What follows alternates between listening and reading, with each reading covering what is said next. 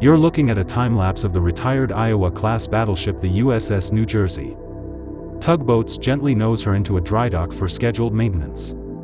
She spent 3 months here at the Philadelphia Naval Shipyard, before returning to her permanent berthing as a museum in Camden, New Jersey.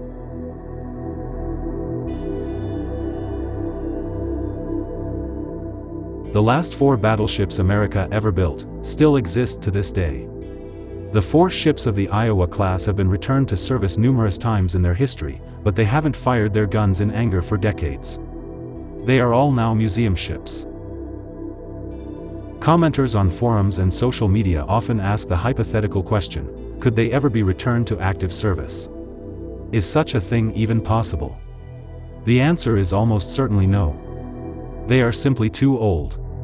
But to answer the question fully, we have to consider a number of factors.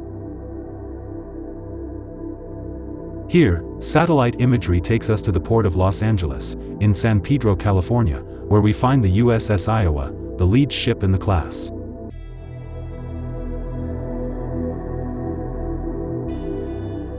The cruise ship berthed at her aft gives a sense of her scale.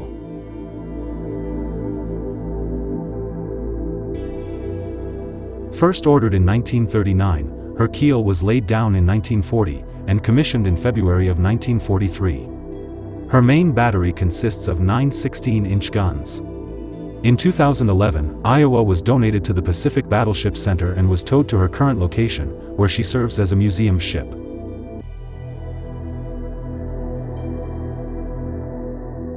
Traveling now all the way across country, we come upon the USS Wisconsin.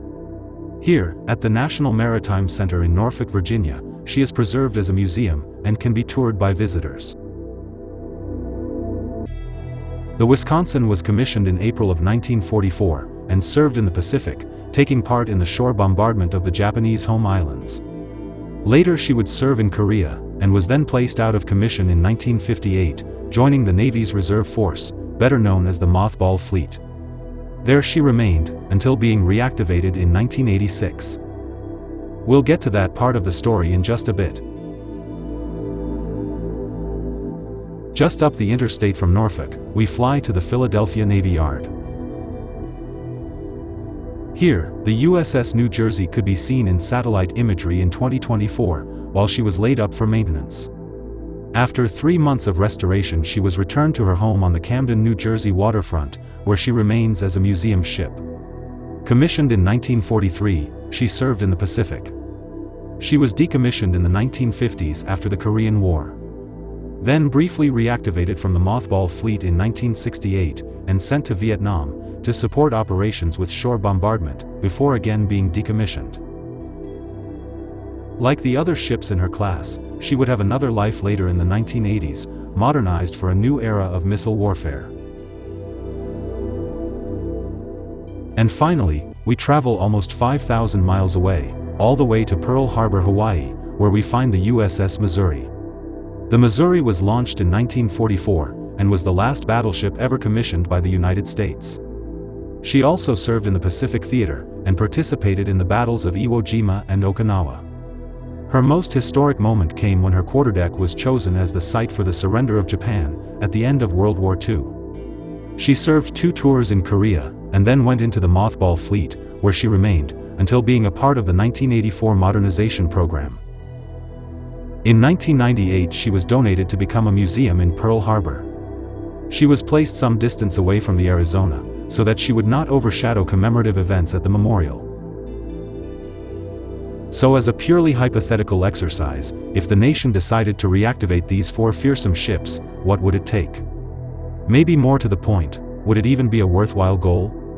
The good news is, we don't need to speculate about what a modernization program would look like. Because we have one to look back to, and we can use it as a guide. In the 1980s, the so-called 600-ship Navy was a plan advocated by John Lehman, the Secretary of the Navy under Ronald Reagan. Lehman sought to dramatically expand the number of ships deployed against Soviet Russia. The battleships were sitting in long-term mothball storage and had not been moved in years. Here's a photo of the Iowa and Wisconsin laid up in the Philadelphia shipyard in 1978.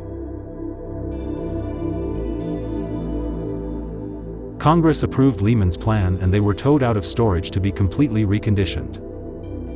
The first step was the repair and replacement of corroded steel. Any worn components had to be replaced to ensure seaworthiness. They were given modern systems, including not only a new complement of weaponry, but new communications and electronic countermeasures. They were fitted to launch cruise missiles, which dramatically increased their land attack capability. They were also fitted with Harpoon anti-ship missiles, as well as a point defense close-in weapon system, known as the CIWS. While they were turned into effective missile platforms, putting these ships through another reactivation would clearly be impractical. Instead, building a number of smaller, more modular designs like the Arleigh Burke destroyers, or the planned Constellation-class frigates, gives the Navy a much more versatile force. There are a number of reasons why reactivating the Iowas makes little sense in today's modern battle space. First, while steel ship hulls, welded in the 1940s, can theoretically last indefinitely if maintained, in practice they can become compromised over time. Decades of exposure have weakened steel weld points. The constant stress and flexing, experienced at sea over many years, can lead to metal fatigue. This could be catastrophic, particularly when the ship is engaged in high-speed turns or in rough seas. Next is the issue of personnel. Operating an Iowa-class battleship required a large crew of almost 2,000 people. Recruiting, training, and maintaining such a large complement in today's Navy, which emphasizes smaller, more automated systems, would be a significant financial burden. In just one example, veterans still alive with first-hand knowledge of how to operate the Mark 7 16-inch guns would have to be located and hired to train a new generation in the intricacies of safely handling powder bags and the old breech mechanisms.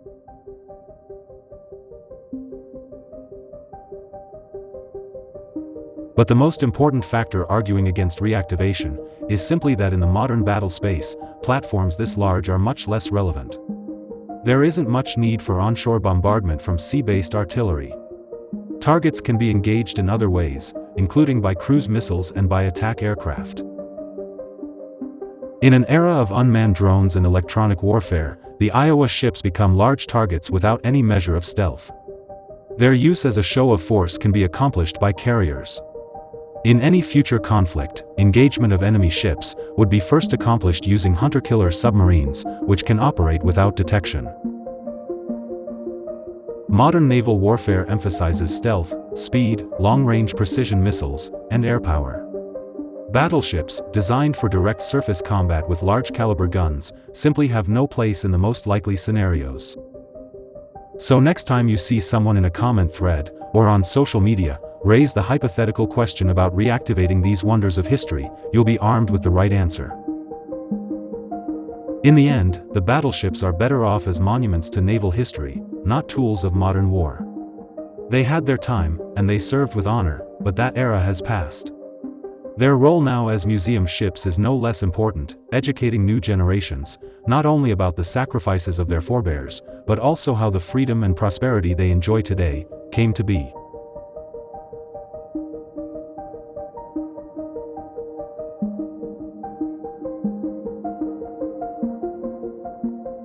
If you'd like more short histories like this, be sure to hit the thumbs up button to let us know. And subscribe to our channel so you'll know when the latest episodes drop. Thanks for watching.